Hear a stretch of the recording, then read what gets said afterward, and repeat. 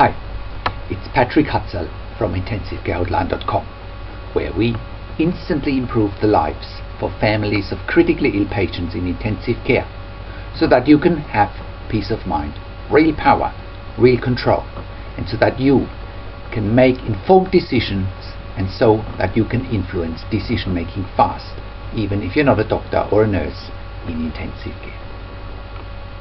This is another episode of Your Questions Answered, and in last week's episode I answered another question from one of our readers, and the question last week was part 1 of a consulting session with one of our readers, and the question last week was: my mother is in long-term care with tracheostomy, on the ventilator and in kidney failure.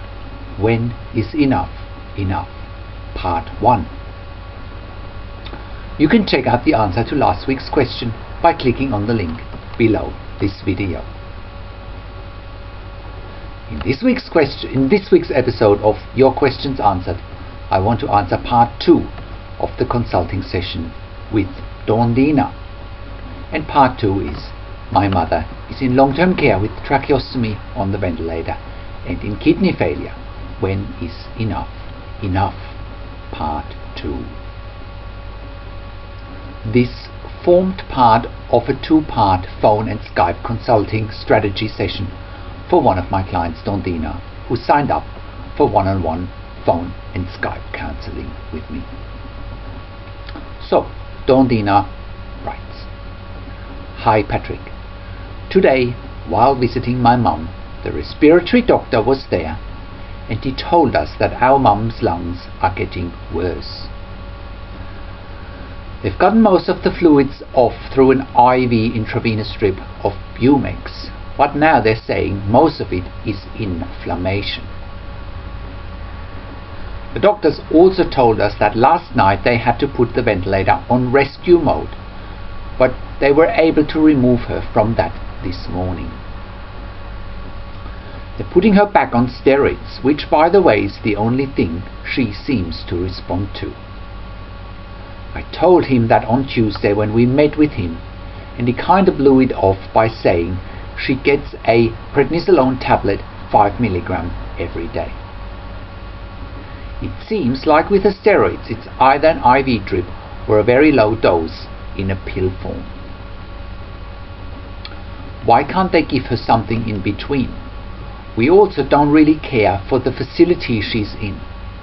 This is the second time she's been here, and each time she seems to get worse than she was before when she was in an ICU unit at the hospital. Is it possible for us to move her back to the hospital? Is it something we just request?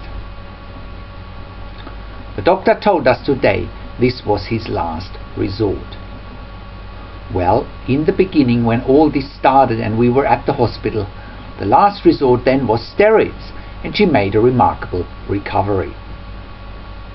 Then they took her off and she slowly declined. We're really frustrated with the care she seems to be getting. We're just really getting lost.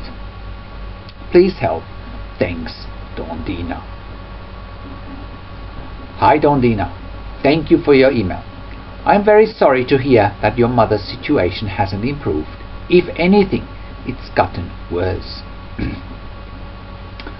If the Bumex worked for getting rid of the fluids on the lungs, and they now think that more fluids on the lungs are caused by inflammation, it most likely suggests that your mother has some sort of infection.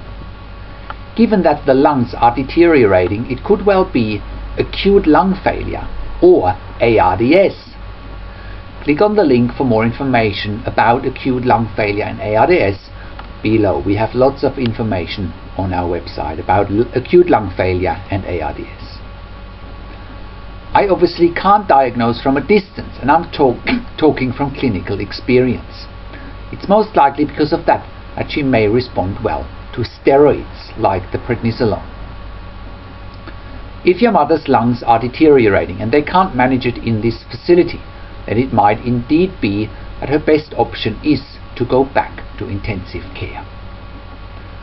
If your mother isn't improving and is going downhill fast, they think they can't manage it And given that you are unhappy with the care and treatment your mother has been receiving anyway, then you should in fact get her back to another hospital and back to intensive care.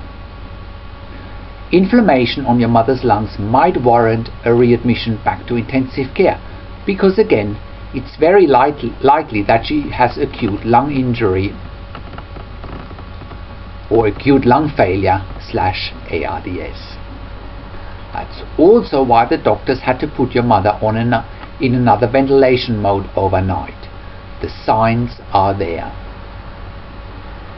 For ARDS or acute lung failure, there are a few treatment options such as high frequency oscillation, ventilation, proning or ECMO. You can find more information about those therapy options on our website. But all of those treatment options require for your mother to go back to intensive care, as they tend to be unable to offer these therapies in a long-term facility. And yes, you need to ask for a transfer if that's what you want, and it sounds like it's clinically indicated as well. Don't take no for an answer. The team there might refuse for a number of reasons, including financial aspects, and you need to know what you want and go for it.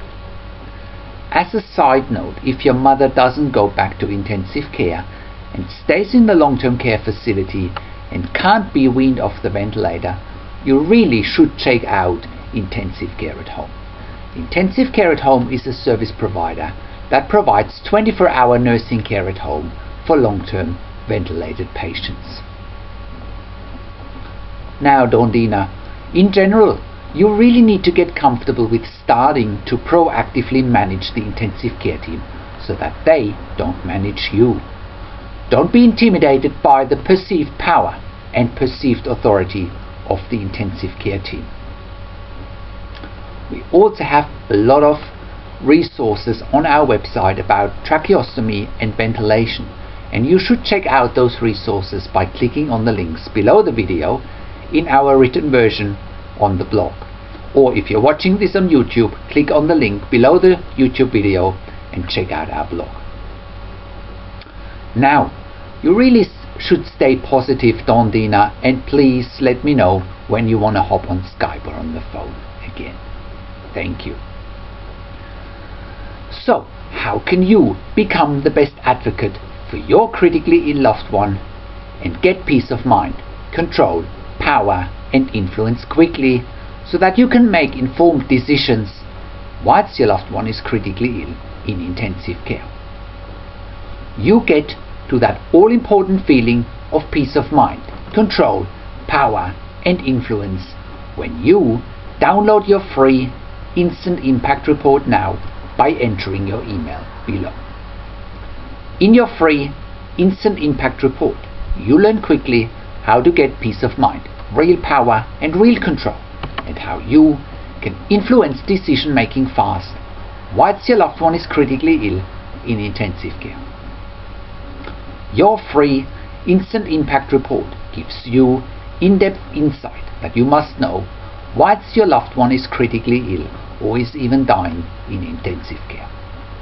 Sign up and download your free Instant Impact Report now by entering your email below.